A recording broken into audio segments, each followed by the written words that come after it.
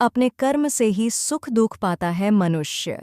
एक बार माता पार्वती ने भगवान शिव से कहा कि प्रभु, मैंने पृथ्वी पर देखा है कि जो व्यक्ति पहले से ही अपने दुखी है, आप उसे और ज्यादा दुख प्रदान करते हैं, और जो सुख में है, आप उसे दुख नहीं देते हैं। भगवान शिव ने इस बात को समझाने के लिए माता पार्वती को धरती पर चलने के लिए कहा, और दोनों ने इंसानी रूप में पति पत्नी का रूप लिया और एक गांव के पास डेरा जमाया।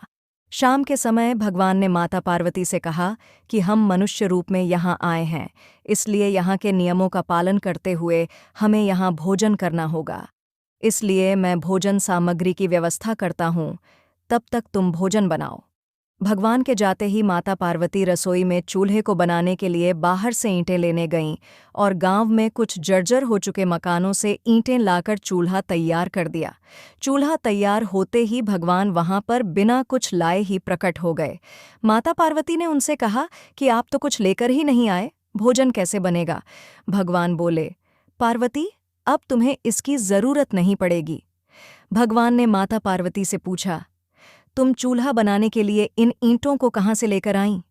तो इस पर माता पार्वती ने कहा, प्रभु, इस गांव में बहुत से ऐसे घर भी हैं जिनका रख रखाव सही ढंग से नहीं हो रहा है। उनकी जर्जर हो चुकी दीवारों से मैं ईंटें निकाल कर ले आई। भगवान ने फिर कहा, जो घर पहले से खराब थे, तुमने उन्हें और खराब कर दिया।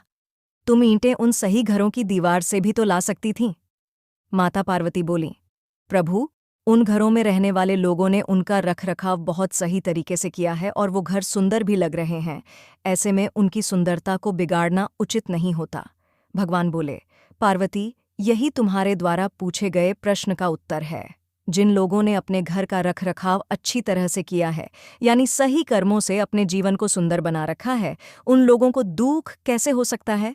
मनुष्य के जीवन में जो भी सुखी है वो अपने कर्मों के द्वारा सुखी है, और जो दुखी है वो अपने कर्मों के द्वारा दुखी है।